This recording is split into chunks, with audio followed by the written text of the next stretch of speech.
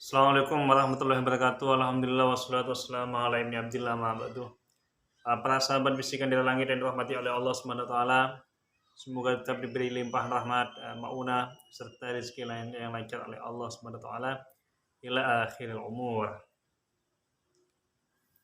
Pembahasan yang sangat panas saat ini yang banyak dibahas oleh dunia internasional adalah tentang persoalan Palestina dan Israel. Konflik Palestina dan Israel. Dan kabarnya saat ini Hizbullah ini juga ikut campur untuk memerangi Israel dalam membantu Hamas. Semua orang banyak orang mengetahui di dunia internasional ini bahwa sejak tahun 1948 konflik ini sudah mulai bermunculan dan sampai saat ini konflik ini belum selesai antara Palestina dan Israel ini. Pencaplokan demi pencaplokan yang dilakukan Israel terhadap rakyat Palestina hingga sampai saat ini tidak selesai. Hanya atas dasar keyakinan mereka bahwa tempat itu adalah tempat yang dijanjikan oleh Tuhan.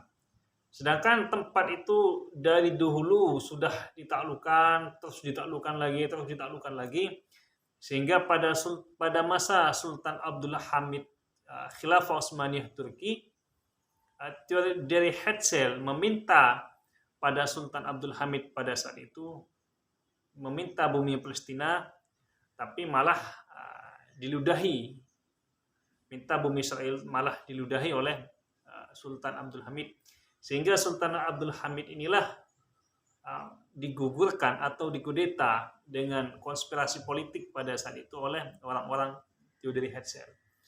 Salah satu akibat Sultan Abdul Hamid itu jatuh dari kekuasaannya Khilafah Turki Utsmaniyah ya diantaranya karena persoalan Israel ini yang dimotori oleh Theodore Herzl pada saat itu. Dan kisahnya Theodore Herzl ini bekerja sekitar lebih 16 jam tiap hari tiap malam untuk membangun sebuah negara Israel ini sehingga diwariskan pada cucu-cucunya. Ariel Sharon pada saat itu juga menjadi orang yang lama memimpin Israel dan banyak mengorbankan nyawa Palestina.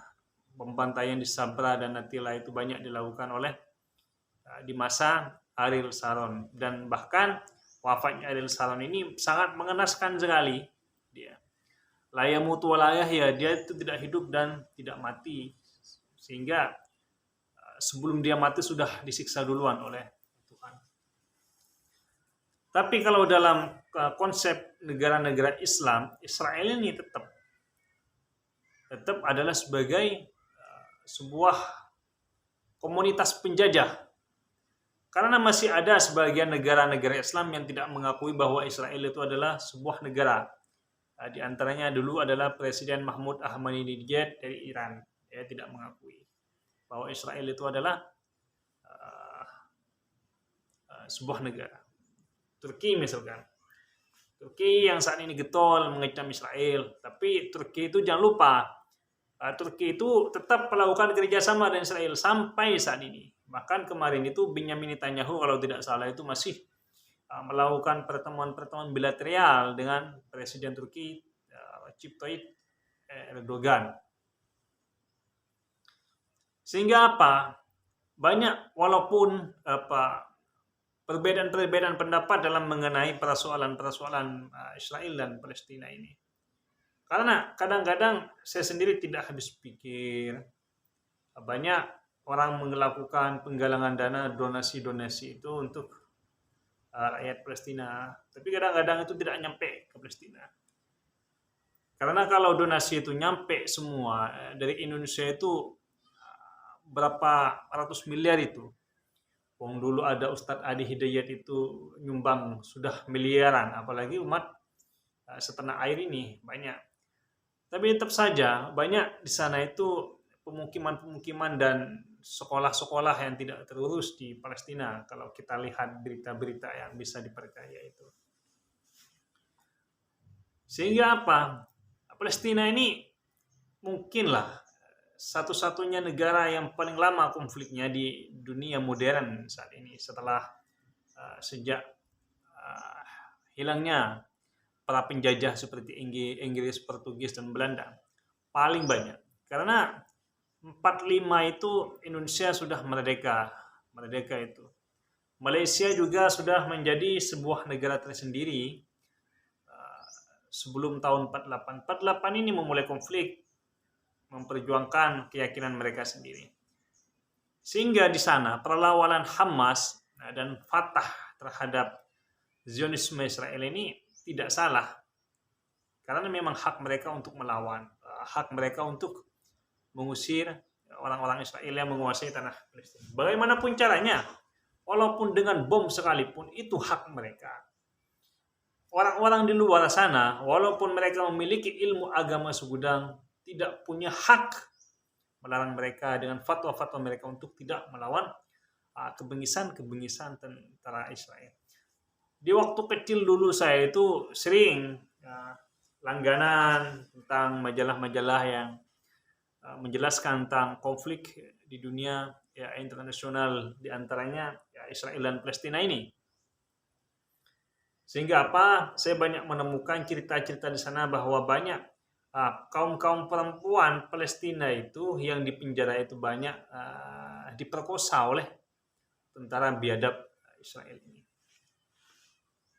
Dan ini adalah sebuah bukti ayat walan tardang kal yahuda walan nasara hatta tattabi' millatahum ini.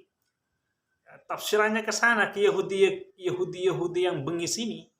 Walaupun tidak semua Yahudi itu sama seperti Yahudi yang ada di negara Zionisme itu. Sehingga para sahabat budiman, para pendengar, sahabat bisikan dari langit, kita ini sudah memasuki akhir zaman. Kalau kata para pengamat akhir zaman itu, satu-satunya tempat umat muslim yang betul-betul belum dibebaskan hanya ada di Palestina ini, yaitu Masjidil Aqsa.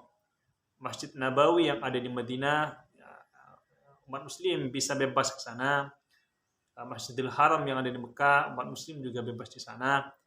Tapi kalau Masjidil Aqsa ini tempat kiblat umat muslim pertama kali ini sangat dijaga ketat oleh Israel. Kita lihat sekarang bagaimana di sana juga ada penjagaan ketat bahwa tidak boleh sembarang orang masuk ke sana, karena mereka juga meyakini bahwa daerah tempat itu adalah tempat suci kaum Yahudi yang dianggap langsung nyambung ke atas langit.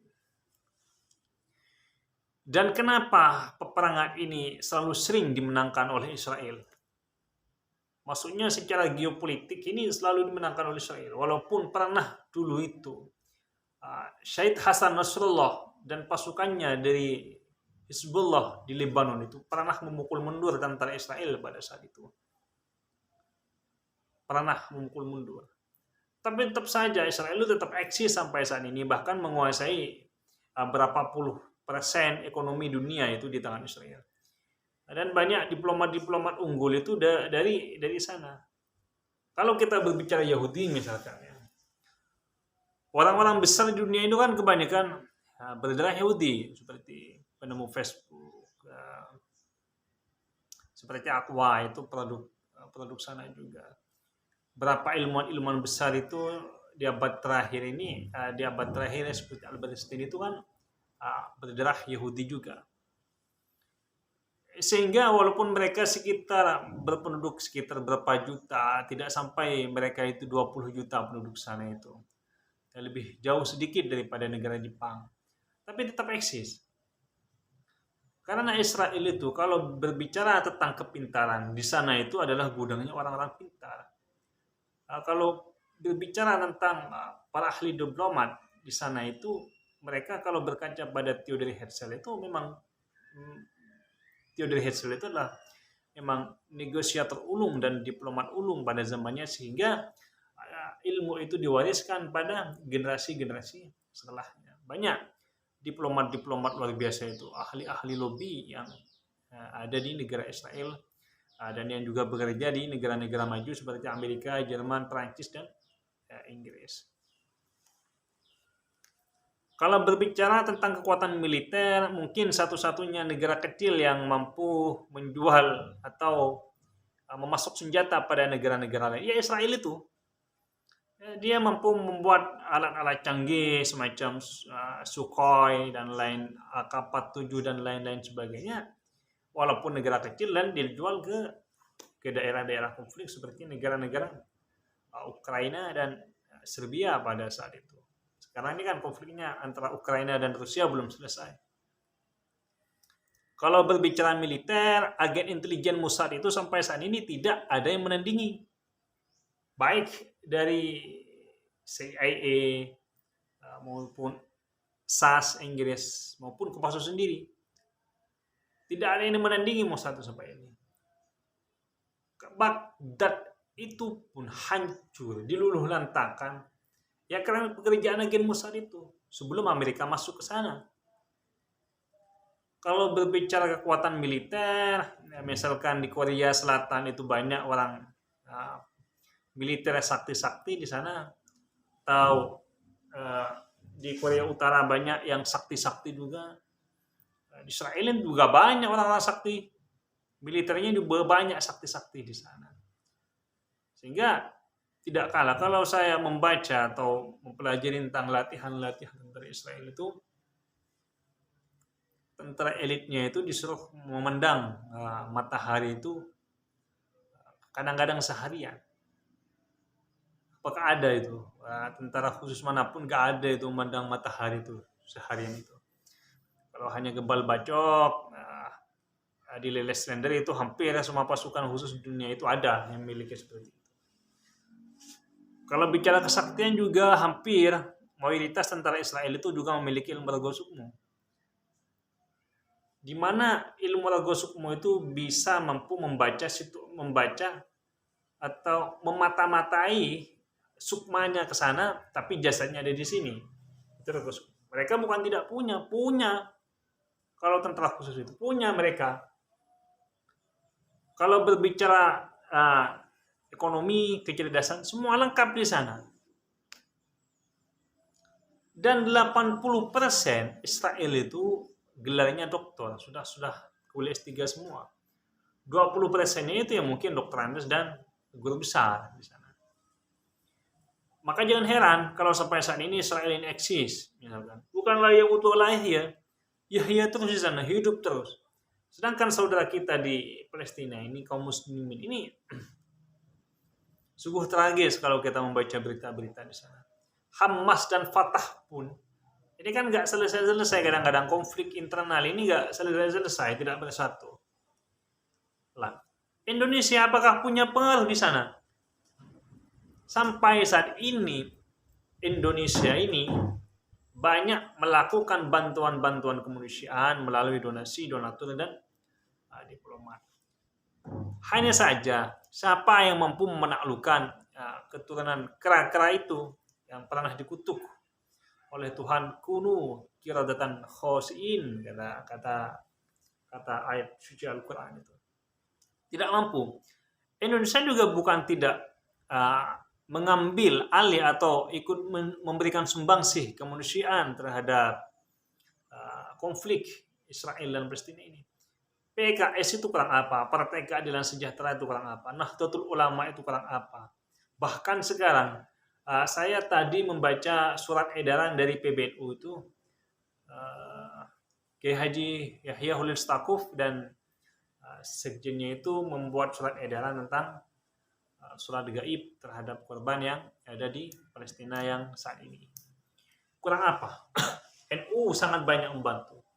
PKS juga sangat membantu. FPI banyak juga melakukan bantuan-bantuan donasi. Walaupun juga melakukan bantuan teriak-teriak di jalan, aksi demo di Dubes Amerika, dan beberapa dubes lain. Tapi persoalan sebuah bangsa yang kecil ini mampu mengendalikan banyak negara-negara yang ada di dunia. Saya pernah membaca dokumen itu yang dibukukan dari negara Timur Tengah itu, bahwa kaum Yahudi itu memiliki komunitas di mana dan siapapun presiden di Barat itu mencalonkan, mereka akan ikut ambil, ya ikut memodali juga. Contoh, waktu Obama mencalonkan presiden dulu, atau George Walker Bush, banyak orang-orang Yahudi Israel itu yang ikut campur memberikan modal terhadap George Walker Bush pada saat itu. Sehingga apa? Ketika George Walker Bush jadi, secara tidak langsung atau George Walker Bush tersebut punya kewajiban untuk membalas budi kebaikan tersebut. Sehingga apa yang terjadi? Israel dan Baghdad seringkali gesek-gesekan itu. Gesek-gesekan Israel dan Baghdad, sehingga pernah saya menemukan pendapat Saddam Hussein itu bahwa Saddam Hussein ini ingin merobek-robek negara Israel. Seakan-akan Israel ini oleh Saddam Hussein dianggap sebagai negara Kuwait yang pernah dirobek-robek. Tapi ternyata apa kemudian? Di kemudian hari ketika George Walker Bush jadi, yang ditopang oleh negara Yahudi Israel tersebut, malah kekuatan NATO, beberapa negara besar yang dipimpin oleh Amerika Serikat yang dipresiden oleh George Walker Bush saat itu, meluluh lantakan yang namanya negara Baghdad yang dipimpin oleh Saddam Hussein.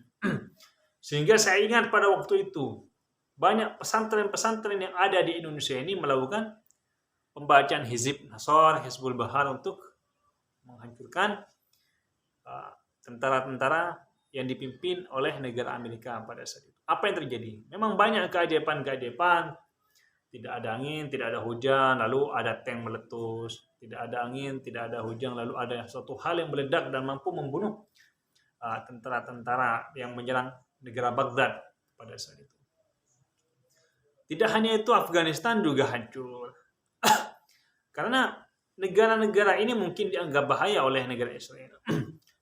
Saya banyak membaca juga tentang hasil-hasil intelijen yang telah dibukukan, bagaimana negara Yahudi ini, Israel ini juga banyak membunuh para ilmuwan-ilmuwan Iran. Kenapa? Karena Iran ini juga menjadi ancaman pada negara Israel. Kalau ilmuwan-ilmuwan ini, coba para sahabat-sahabat bisikan dari langit ini, baca berita berapa banyak ilmuwan-ilmuwan Iran itu dibunuh.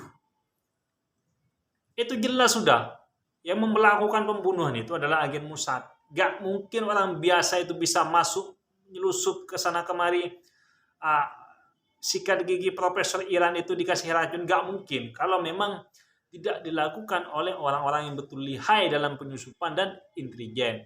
Gak mungkin. Mereka yang bekerja ini adalah Israel. Karena kenapa?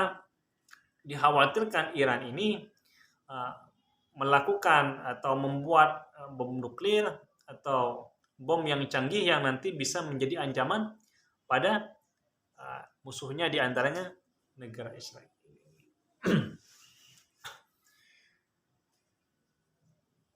Pada kemarin itu, berapa tahun yang lalu itu juga bagaimana pimpinan pasukan khusus itu yang juga dibunuh oleh Amerika. Jelas Amerika ini bagaikan sesuatu hal yang tidak terpisahkan dengan Israel. Semuanya kompak. Saat ini ketika Israel diserang, entah ini adalah hasil kerjasama Hezbollah dan Hamas, Joe Biden itu muncul di TV, Vladimir Zelensky itu juga muncul di TV, dan beberapa pembesar-pembesar di negara Eropa itu juga muncul di TV menangis, seakan-akan dia mengutuk terhadap Hamas, sedangkan seakan-akan Hamas dan beberapa organisasi Hamas, seperti organisasi Hamas di Timur Tengah, itu dianggap sebagai organisasi teroris. Ya, semua tahu, lalu orang berbicara pastinya, kenapa Joe Biden, George Walker Bush, Obama tidak pernah mengutuk terhadap kekejaman Israel misalkan terhadap rakyat Palestina misalkan, atau terhadap anak-anak kecil yang dibunuh. Karena memang kampanye-kampanye mereka di awal itu yang mendanai adalah Yahudi-Yahudi yang ada sangkut pautnya dengan negara Israel. Baik Presiden Jerman, Presiden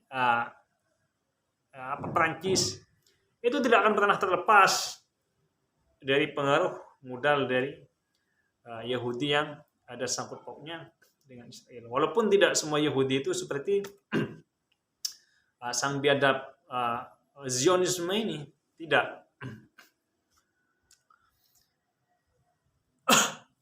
Para sahabat bisikan dari langit yang dirahmati oleh Allah Subhanahu wa taala. Persoalan ini tidak akan selesai-selesai kalau kata para kawan-kawan saya yang di kanan itu, umat muslim harus bersatu untuk menyelesaikan persoalan ini.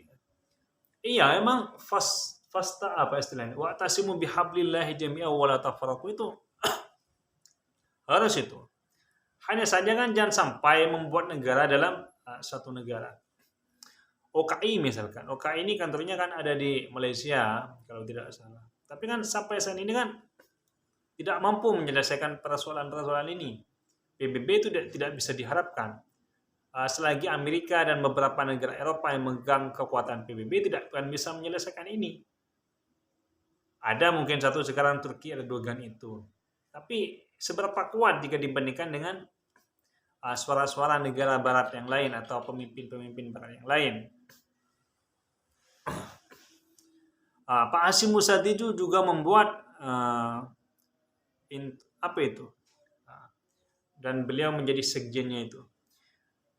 Entah organisasi ini sampai saat ini berkembang atau bagaimana, tapi sampai saat ini juga belum menyelesaikan persoalan ini.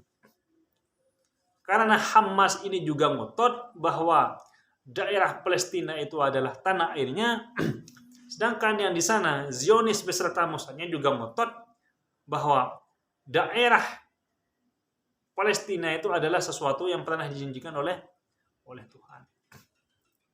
Kalau kita baca dokumen tentang proposal Yahudi Israel itu, bahwa dia ingin menguasai dunia dan diantaranya harus menguasai negara Timur Tengah dulu.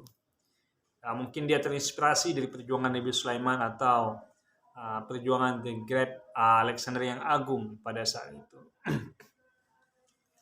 Tapi bagaimanapun kita berbicara kemanusiaan, betapa banyak orang-orang Palestina yang dibunuh oleh tentara Israel itu, masuk ke rumahnya lalu membombardir, masuk ke rumah sakit dengan alasan bahwa pejuang-pejuang mujahidin Hamas ada di rumah sakit sehingga banyak mengebom di sana. Berapa banyak wanita-wanita ini berkosa oleh. Kita harus melihat seperti itu, walaupun dalam bab ketatanegaraan banyak yang banyak yang berbeda pendapat. Kalau kita melihat secara kemanusiaan, jelas Israel ini adalah yang termasuk dalam kategori al-maghdub di dalam Al-Quran, yang dimurkai oleh Allah Subhanahu wa taala. Kalau kita baca dalam kitab-kitab tafsir, tafsir Yasin Hamami misalkan, yang tipis-tipis dulu. Berapa banyak nabi-nabi itu yang diutus ke Israel itu banyak dibunuh oleh kaum Yahudi itu. Sehingga Nabi Muhammad, Nabi akhir zaman itu diutus ke negara Arab, bukan Israel lagi. Sehingga pada akhirnya orang Israel itu berontak dan banyak sebagian yang tidak percaya tentang adanya Nabi Muhammad. Karena sebenarnya mereka bukan tidak percaya. Hanya saja mereka selalu egonya itu terlalu tinggi, seakan-akan bahwa bangsa Israel adalah bangsa yang terkuat. Seperti Adolf Hitler itu. Adolf Hitler itu selalu membanggakan dirinya dan rasnya, mengatakan bahwa rasnya terbaik, sehingga terjadilah perang dunia pada saat itu. Sama, Israel itu juga sama. Mereka selalu menganggap bahwa dirinya adalah makhluk pilihan Tuhan, makhluk yang paling cerdas, makhluk yang paling kuat, makhluk yang paling pintar, dan lain sebagainya. Karena tidak ada kesadaran bahwa dia itu siapa, dia itu sama-sama sebagai manusia. Dulu ketika dikejar-kejar oleh Adolf Hitler, penduduk Palestina itu membuka tangan pada Israel. Hayya bina, kesini, wahai saudaraku. Ayo bermukim di sini, ayo saudaraku.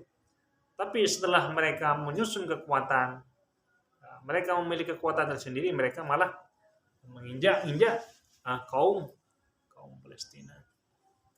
Ini yang dikenal dengan istilah air susu dibalas dengan air tuba. Sekian dulu dari saya, karena sudah hampir maghrib. Sebenarnya banyak yang ingin saya jelaskan tentang persoalan konflik Israel ini. Mudah-mudahan bermanfaat. Assalamualaikum warahmatullahi wabarakatuh.